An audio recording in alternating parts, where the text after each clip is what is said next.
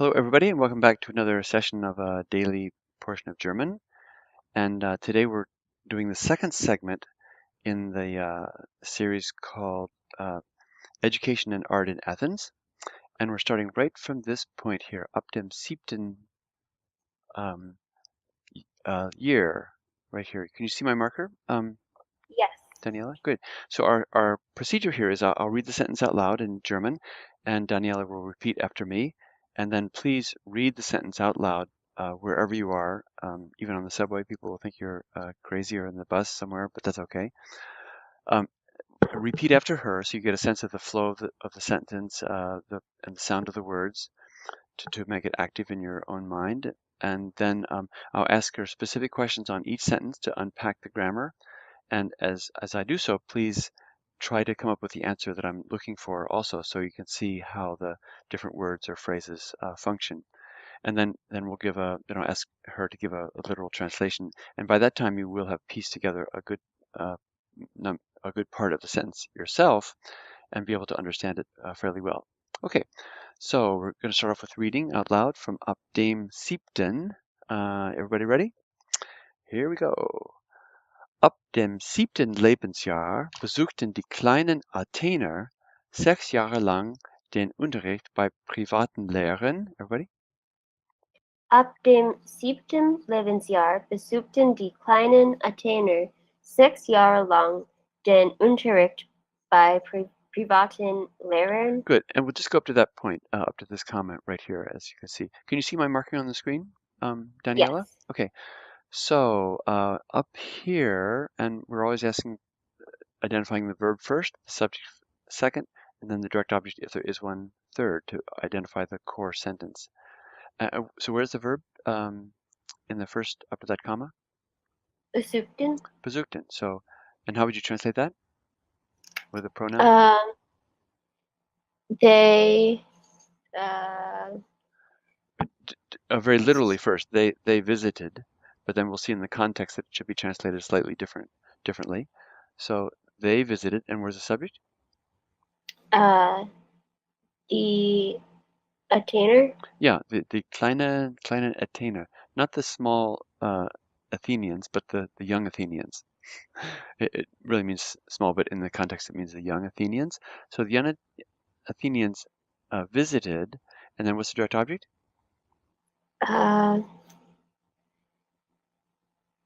den Unterricht. Good. Den Unterricht. From here all the way and then over here. So we underline, put a box around the verb, underline the subject, and put a circle around the direct object. So that your core sentence is really besuchten, die kleinen Athener besuchten den Unterricht. So that the young Athenians visited, or maybe more properly would be attended the instruction. Okay. Now, notice that in any prepositional phrase, like ab dem 7. Lebensjahr, this is a prepositional phrase and you can't find any element of the core sentence. Again, the core is the verb, subject, and the direct object in a prepositional phrase. So set that aside for the moment as you're analyzing these sentences. Okay, 6 Jahre lang is sort of like, it's a accusative, it's extent of time for 6 years, or 6 years for 6 years long, or just for 6 years. Um, and then, and by is with private teachers. Okay, and this is the siebten is the seventh, from the seventh uh, year, Lebensjahr, I mean year of life, but we just say year in English. Okay, go ahead. Ab dem. From the 7th year, the young Athenians attended the instruction 6 years long with private teachers. Great. And then die ihnen lesen, schreiben und rechnen, darüber hinaus die Dichtung Homers und andere Griechen, außerdem das Musizieren beibrachten. Long sentence, go ahead. Die ihnen lesen, schreiben und rechnen darüber hinaus die Dichtung Homers und anderer Griechen, außerdem das Musizieren beibrachten. Okay, so these teachers have a lot to teach these young Athenians. One thing to one thing to point out is, first of all, what is this relative clause, relative pronoun referring back to? What is its antecedent? Uh, the teachers. Lehrerin, yeah, always say it in the German. So die Lehrerin, so the teachers. So they attended the instruction with private teachers who, and then where's the direct object? I mean, sorry, where's the verb?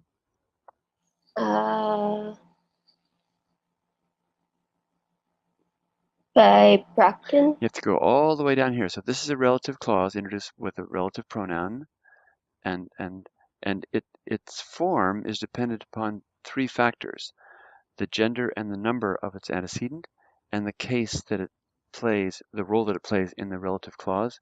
So it's serving as the subject of the relative clause, who, and then from by bringen means to educate, who taught, and by is a preposition, bei. Sometimes you can take a clue as to what's required after this. This takes the dative. That's why this is ihnen instead of the accusative. Who taught them, and then if you may remember that infinitives made into nouns are always rendered as gerund. So the reading, the writing, and the calculating. And then here also die musizieren, infinitive made into a noun, the making of music. Okay, so let's see. Just start from here again, up dem, and see how far you can get. Okay, And, and, sure. and sorry, and so they taught them these things: reading, writing, and calculating. And beyond that, darüber hinaus, they taught them the poetry of Homer and the poetry of other Greeks, and and beyond that, and and also how to make music. So it's a long list of things they have to do. You want to do this whole thing together? It's quite a challenge. Go ahead. Sure. So from the 7th year, the young Athenians attended the instruction 6 years long with private teachers who taught them reading, writing, and calculating, and beyond that, taught them the poetry of Homer and other Greeks. In addition, they taught them to make music. Good. Notice that Daniela repeated, since this is such a long list, feel free to repeat this verb again. And they taught them, and beyond that, they taught them, repeat it. You don't have to, but it's nicely done and serves the translation and the clarity of the sentence very well. And they taught them the poetry of Homer, etc. Good. Great. Very well done. Okay, let's go on. Die Schüler, and I'm just going to erase some of this above here. Okay. Die Schüler, starting right here. Can you see my mark there? Yes. Die Schüler mussten viel auswendig lernen, denn es gab wenig Bücher. Go ahead. Die Schüler mussten viel auswendig lernen, denn es gab wenig Bücher. Where's the verb? Mussten lernen? Yeah, mussten, and that means? Had to learn. Good. They had to learn. They had to learn. And auswendig means? It means Much. by heart. By heart. By heart. Oh, Okay, sorry. that's okay. Then for, where's the verb here? Gob. Gab, good. Yeah, gob. And that means literally it gave, or there was. This can be actually for singular or plural. It can mean there was, since geben is a weak verb, there was, or there were. Since this is plural, you would say there were. For there were few books. Okay, so do the whole sentence. And by the way, sorry, Schüler in German really means pupils. That is those who are students up through high school, and then those who are students they refer to as Studenten or Student. But we're just going to say Student for this. Translate this as the word student. Go ahead. So the students had to learn much by heart, for there were few books. Good. Wenn sie nicht folgten, würden sie mit der Rute bestraft. Oh dear. I don't know if we should read this sentence or not. Go ahead. Wenn sie nicht folgten, würden sie mit der Rute bestraft. Good. So this is a weak verb because it ends with ten, and this means they followed. And where's the subject? Just see. That's right. Yeah, sie refers back to, what's the antecedent? Die Schüler. Good. It refers back to this, the students. So when they did not follow, and when can be either temporal when, W-H-E-N, or the conditional if. It depends on the context. You could say, if they did not follow, and then go on. And this is wurde Uh, bestraft, means they were punished. And then this is the cane, with the cane. Go ahead. so if they did not follow, they were punished with the cane. Good. Uh, we hope they don't get hurt too much. Okay, let's see. All right, 4 more lines here. Man schätzte in Athen also die Ausbildung des Körpers und des Geistes. Everybody? Man schätzte in Athen also die Ausbildung des Körpers und des Geistes. Here's a false friend. It doesn't mean in addition to, it means therefore or thus. And you can remember this maybe with also sprach Zarathustra, thus spake Zarathustra in that title. So schätzte means to treasure or to esteem. So this is automatically the subject. So one esteemed. You want this one, and this is Ausbildung is really the formation of in this case. Go ahead. One esteemed in Athens, therefore, the formation of the body and of the mind. Mhm. Das würde in vielen Lebensbereichen deutlich. Everybody? Das würde in vielen Lebensbereichen deutlich. What does würde mean when it stands by itself without a past participle? To become. Yeah, as passive it means it became. Good. And then this is just a predicate adjective. It became clear. Go ahead.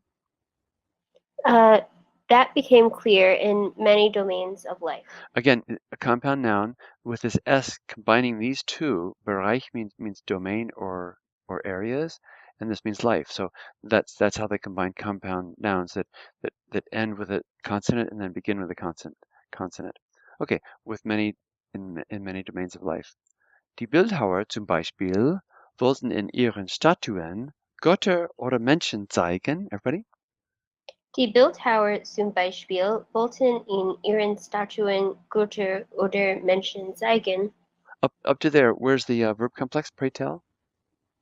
Wollten zeigen. Bravo. Okay, so they wanted to show, and I say they because that's the plural form. So you're looking for a plural subject. Where is it?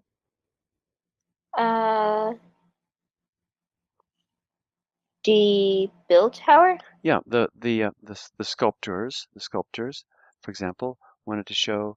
And where's the direct object? Uh, Or uh, objects, I should say. in ihren Statuen. No, that's a prepositional phrase. Now that's a good mistake to make because it shows you that you can never find the core elements of the sentence in prepositional phrases. So this is in their statues. So where's the direct object? Or their plural? Götter oder Menschen. Yeah, two direct objects here. Götter, the gods, or people. Okay, go ahead. Do you want me to translate it? Yeah. So the sculptors, for example, wanted in their statues to show gods or people. And D, what does D refer back to as a relative pronoun?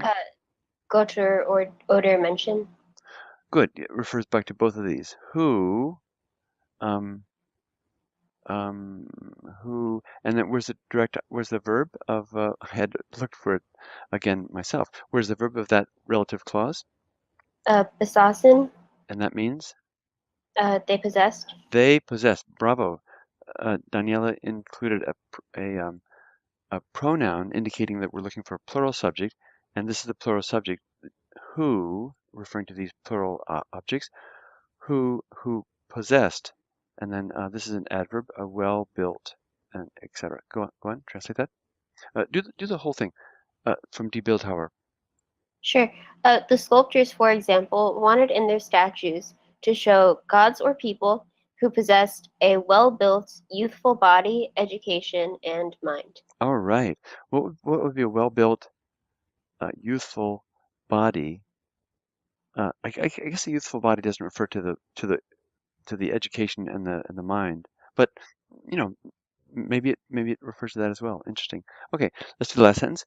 Überall in der Stadt sahen die jungen Athener solche Statuen und versuchten dem Vorbild gleichzukommen. Everybody? Überall in der Stadt seien die jungen Athener solche Statuen und versuchten, dem Vorbild gleichzukommen. So what do we all look for first, everybody? And what do we look for first, Daniela? The verb complex. Yeah, where's the first verb? Sehen, Sahen. And sahen, where's the second verb? versuchten. Yeah, connected with a coordinating conjunction, versuchten. So they saw, since this is a plural verb, they saw and they attempted. Okay, and then what's the subject? Die Athener. Good. And, right, die jungen Athener. Notice when you have a prepositional phrase or anything adverbial, the verb and the subject is reversed. The verb likes to stay in the second position generally. So here you have the subject found right here, the young Athenians. Okay, translate. Everywhere in the city, the young Athenians saw such statues and attempted to be equal to this model. Yeah, isn't that you think that's pretty difficult to do? Quite a challenge? Because Probably. they saw these beautiful marmor, sculptures everywhere, and that both of the gods and of human beings and heroes or whatever, and they tried to emulate them in not only physically but also mentally um, and so in their formation, in their education.